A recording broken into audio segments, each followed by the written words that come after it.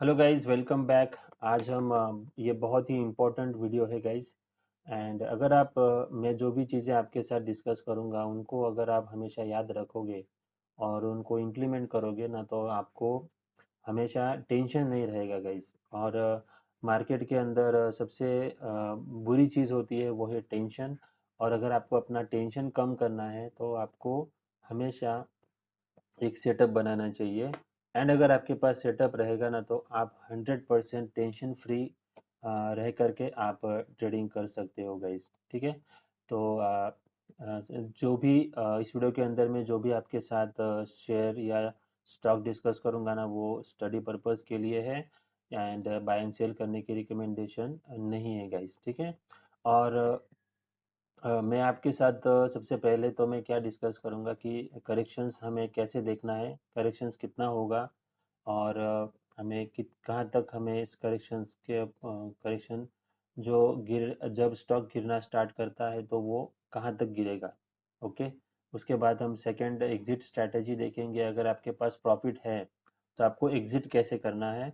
और तीसरा है कि स्टॉक के अंदर हमें बाय कब करना चाहिए। तो ये तीन चीज़ें हम यहाँ पर डिस्कस करेंगे। ओके। तो सबसे पहले गाइस, यहाँ पर आप देखिए, ये जो चार्ट मैंने ओपन करके रखा है वो है निफ्टी स्मॉल कैप 250 इंडेक्स का। ओके। हम स्मॉल कैप इंडेक्स के ऊपर देखेंगे।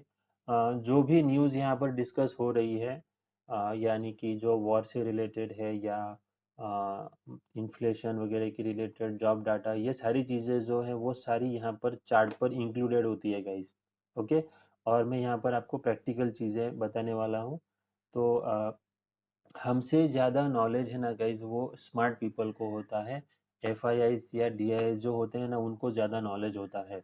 और वो क्या कर रहे हैं वो आपको सिर्फ चार्ट के ऊपर पता चल सकता है। या ओके। तो आप अगर चार्ट को फॉलो करोगे ना, तो आप हमेशा उनके साथ रहोगे, उनके साथ प्रॉफिट कमाओगे और उनके साथ ही एग्जिट करोगे गाइज। ठीक है। ये मेरी सबसे इम्पोर्टेंट एडवाइस है गाइज, प्लीज़ चार्ट को फॉलो करना गाइज हमेशा। ठीक है। तो हमें करेक्शन किस तरीके से देखना है कि करेक्शंस कितना होने वाला है। तो आप देखिए, यहाँ पर ये स्मॉल कैप का चार्ट है गाइज। तो 23 मार्च 2020 को यहाँ पर लो लगा था। एंड उसके बाद वो लो लगा था गाइज 2800 पॉइंट्स के आसपास। एंड हाई लगा है 10,000 के आसपास। ओके। तो इतनी बड़ी तेजी यहाँ पर आई थी। तो आपको क्या करना है, फिबोनाची रिट्रेसमेंट जो टूल है ना, उसको लेना है। और इस लो से लेकर के जो टॉप लगा है वहां तक आपको इसको लगा देना है। ओके। अगर आप ऐसा फिबो लगाओगे तो यहाँ पर एक लेवल्स निकल करके आएंगे। एक 23%, 38%, 50% एंड 61.8%। तो ये लेवल्स निकल करके आते हैं। ओके। तो अगर आपको ये प्रेडिक्ट करना है कि करेक्शन कहाँ तक होगा, अगर स्टॉक बहुत ही बुलिश जोन में है तो वो जो स्टॉक होता है वो 23% के आसपास आकर के अपनी करेक्शन खत्म कर देगा। ठीक है। अगर कोई स्टॉक मतलब हेल्दी करेक्शन कर रहा है, तो वो हेल्दी करेक्शन के दौरान वो 38% या 50% के आसपास यहाँ पर नीचे आ सकता है। और 50% के आसपास करेक्शन करने के बाद वो यहाँ पर ऊपर जा सकता है। ओके। तो 38% के आसपास हम स्ट्रॉन्ग बुलिश ट्रेंड मानते हैं। अगर 50% आता है तो वो हेल्दी करेक्शन है, और अगर 68% के नीचे अगर जाता है कोई स्टॉक, तो उसका मतलब है कि वो अभी उसका जो अप ट्रेंड था वो खत्म हो गया है, वो अभी डाउन ट्रेंड में जा रहा है। ठीक है। तो अगर कोई स्टॉक 61.8% का लेवल ब्रेक करता है तो उसके उसका मतलब है कि वो बुलिश जोन से बियरिश में हो चुका है गाइस। तो वो करेक्शन नहीं कर रहा है, वो अभी नीचे गिर रहा है। लेकिन 38-50% के आसपास अच्छा हेल्दी करेक्शंस माना जाता है। ठीक है। तो ये जो निफ्टी स्मॉल कैप इंडेक्स है वो एग्जैक्टली 38% के आसपास यहाँ पर आया था। और यहीं पर रशिया और यूक्रेन की वॉर का क्लाइमेक्स हुआ था। एंड दो देखिएगा, इस दोनों चीज़ें एक ही दिन यहाँ पर हुई है। सॉरी, ये वीकली चार्ट है। तो एक ही वीक के अंदर ये लो लगा था। और वहीं से फिर रशिया और यूक्रेन की जो वॉर है उसका भी यहाँ पर जो इम्पैक्ट है वो स्टॉक मार्केट के ऊपर ख़त्म हो गया। और वहाँ से फिर स्टॉक मार्केट ऊपर जाने लगा। तो हमेशा क्या होता है गाइस, जो टेक्निकल चीजें हैं ना ये बहुत ही प्रिसाइजली काम करती है गाइस, है ना। तो 38% से यहाँ पर इसने 38% तक यहाँ पर करेक्शन आया था। अब यहाँ पर क्या है, फिर से यही चार्ट पैटर्न यहाँ आपको बनता हुआ दिखाई देगा। करेक्शन हुआ, ब्रेकआउट आया, अब फिर से अपट्रेंड दिख रहा है हमें, राइट। ये जो अपट्रेंड था ना, यहाँ पर कोई करेक्शन नहीं आई थी गाइस यहाँ, लेकिन अब यहाँ पर देखेंगे ना तो यहाँ पर कंसोलिडेशन जोन, करेक्शन, इस तरीके से ये ऊपर गया है। तो अब इसके अंदर करेक्शन कितना आ सकता है मार्केट के अंदर, तो हम फिर से फिबोनाची रिट्रेसमेंट लेंगे, लो पर लगाएंगे और टॉप पर लगाएंगे, तो यहाँ पर फिर से लेवल्स निकल करके आएंगे। ठीक है, तो सबसे पहला लेवल है जो यहाँ पर आएगा वो 23% के आसपास आएगा। दूसरा लेवल है गाइस 38% के आसपास। उसके बाद 50% है और 61.8% है। तो अब ये करेक्शन कौन से लेवल पे आकर खत्म होगा ये किसी को पता नहीं है गाइस, राइट। ये किसी को पता नहीं होता है, 23% से घूमेगा या 38% से घूमेगा या 50% से घूमेगा, नो बडी नोज। लेकिन अगर आपको किसी भी स्टॉक के अंदर बाइंग करनी है तो आपको 50% के आसपास या 38% के आसपास 20% या 30% के अमाउंट अपना डालना चाहिए किसी भी स्टॉक को अगर आपको बाय करना है तो। ठीक है, तो ये एक बाइंग स्ट्रेटेजी हो गई है। एंड ये करेक्शन के बारे में मैंने बता दिया कि करेक्शन किस तरीके से हो सकता है, लेवल्स, इंपॉर्टेंट लेवल्स करेक्शंस के लिए। अब और एक स्ट्रेटेजी होती है करेक्शंस को देखने की। तो करेक्शन जब होता है स्टॉक के अंदर तो स्टॉक है ना अपने मेजर लेवल के आसपास आता है गाइस। तो अगर ये अप ट्रेंड चल रहा है तो इसके अंदर सबसे इम्पोर्टेंट लेवल कौन सा होता है कि जहां से बहुत बड़ी तेजी आई हो। तो ये एक इम्पोर्टेंट लेवल है निफ्टी स्मॉल कैप इंडेक्स के लिए। तो ये है 13,000 के आसपास। ओके, अगर आपको रिसेंट सपोर्ट चाहिए, रिसेंट सपोर्ट कौन सा है, तो रिसेंट सपोर्ट है गाइस यहाँ पर, ये वाला, ये एक रिसेंट सपोर्ट है गाइस, वो आता है 16,400 पॉइंट्स के आसपास। क्योंकि यहाँ पर आपको रिजेक्शन वाली कैंडल दिखाई देगी, यहाँ पर एक बहुत अच्छा सपोर्ट है। तो इस तरीके से भी आप सपोर्ट्स मार्क करके देख सकते हो कि करेक्शन कहाँ तक आ सकती है, क्योंकि बीच में सपोर्ट तो है ही नहीं। यहाँ पर एक अच्छा बेस बनाया हुआ है और ये देखिए ये एक कंसोलिडेशन जोन है गाइस, है ना। तो ये इस जोन के अंदर ब्रेकआउट दिया और फिर से नीचे आ रहा है। तो अगर आप इस तरीके से जोन मार्क करके रखोगे और बॉटम और टॉप पर अगर आप इस तरीके से लाइन लगा करके रखोगे ना तो आपको बहुत अच्छे तरीके से पता चलेगा कि करेक्शन कहाँ तक आ सकता है। तो ज़्यादा प्रोबेबिलिटी है यहाँ तक आ सकता है, 23% तक आ सकता है हमारे फिबो लेवल के हिसाब से, है ना। तो ये एक हो गया सिनेरियो। अब क्या होगा गाइस, क्योंकि ये जो निफ्टी स्मॉल कैप इंडेक्स या कोई भी स्टॉक हो वो सीधे सीधे ऊपर नहीं जाता है, करेक्शन तो हमेशा आने ही वाले हैं। जैसे कि यहाँ पर आया था तो अब यहाँ पर ये भी करेक्शन आ सकता है ना। तो अब आपको यहाँ पर प्रॉफिट है, सपोज आपने इस स्टॉक को यहाँ पर ब्रेकआउट पर बाय किया था एंड अब आपको अपना प्रॉफिट ट्रेल करना है। तो सबसे पहले आपको अपना प्रॉफिट ट्रेल करने के लिए आपको सबसे अच्छा होता है मूविंग एवरेज, और मूविंग एवरेज आपको यूज करना है वीकली चार्ट पर या मंथली चार्ट के ऊपर। ओके, तो अगर आप वीकली चार्ट पर स्टॉप लॉस फॉलो करते हो मूविंग एवरेज का, तो आपका कम स्टॉप लॉस हिट होंगे। एंड स्टॉप लॉस जब आपके हिट होते हैं तो आपको उसको रिस्पेक्ट करके निकल जाना चाहिए। ठीक है, तो अगर आपने यहाँ पर बाय किया था एंड आपने 20 डे मूविंग एवरेज का स्टॉप लॉस रखा है वीकली चार्ट के ऊपर, तो आपका स्टॉप लॉस जो हिट हुआ है वो यहाँ पर हिट हुआ है। ठीक है, तो आप आपका यहाँ पर स्टॉप लॉस हिट हो गया, आप यहाँ पर एग्जिट कर दिए, लेकिन नहीं फिर से ऊपर जाने लगा, तो आपको क्या करना चाहिए। तो जब आपका स्टॉप लॉस यहाँ पर हिट हो गया, तो ये जब हिट होता है तब एक टॉप लगता है। तो यहाँ पर देखिए आप, ये वाला एक टॉप लगा हुआ है यहाँ पर 15,000 के आसपास। ओके, तो ये एक टॉप लगा है एंड आपका स्टॉप लॉस यहाँ पर हिट हो चुका है। तो जब ये ऊपर आ जाता है ना तब आपको स्टॉक के अंदर एंटर नहीं करना है। आपको क्या करना है, इस ये जो टॉप बना है ना, इस टॉप को जिस दिन ब्रेकआउट करेगा तब आपको स्टॉक के अंदर एंटर करना है।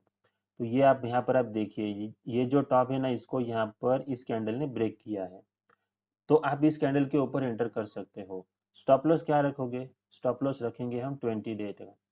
ओके, तो अगर आप इस स्ट्रैटेजी को फॉलो करोगे तो ऐसा नहीं है कि यहाँ पर ये ऊपर आ गया तो हम फिर से यहाँ पर बाय कर लेंगे, नहीं, क्योंकि क्या हो सकता है यहाँ पर ऊपर आकर के फिर से ये ब्रेक करेगा और ये 50 डे मूविंग एवरेज तक जा सकता है ना। तो अगर आपको एंटर करना है, उस स्टॉक में ही जाना है, तो आपको इस लेवल के ब्रेकआउट के लिए हमेशा वेट करना है। जब ब्रेकआउट आएगा ना, तभी आपको यहाँ पर एंटर करना है। फिर से 20 डे मूविंग एवरेज रखिए और स्टॉप लॉस को ट्रेल कीजिए, है ना। तो अगर कोई भी न्यूज़ आ गई, फिर भी आपका यहाँ पर अभी तक स्टॉप लॉस हिट नहीं हुआ है गाइस, है ना। तो अगर आप इस तरीके से फॉलो करोगे तो आप अपने प्रॉफिट को भी ट्रेल कर सकते हो और स्टॉक से बहुत जल्दी बाहर भी निकल सकते हो। जैसे कि आप यहाँ पर निकल गए, लेकिन अगर आपने एंटर कहाँ किया है, यहाँ पर, अगर आप यहाँ पर एंटर करते हो, इसका मतलब ये नीचे नहीं जाना चाहता है। अगर नीचे जाना होता तो ये यहीं से फिर लोअर लो बना करके नीचे जाता, लेकिन ये बहुत ही बुलिश स्टॉक है, इसलिए फिर से ऊपर आ गया एंड इसने फिर से बहुत अच्छी रैली दिखाई है गाइस। तो आपको इसी तरीके से हमेशा अपने प्रॉफिट को ट्रेल करना चाहिए और री एंटर भी इसी तरीके से करना चाहिए।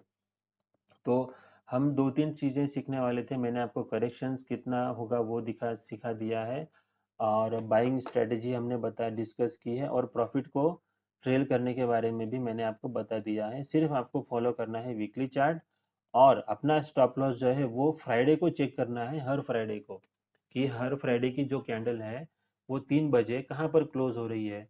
क्या ये 20 डे के नीचे क्लोज हो रही है या ऊपर क्लोज हो रही है। और यहाँ पर देखिए नीचे क्लोज हो गई तो निकल जाएंगे। ओके, तो दो तीन हम स्टॉक्स के ऊपर देखते हैं किस तरीके से हमारी स्ट्रैटेजी काम करती है।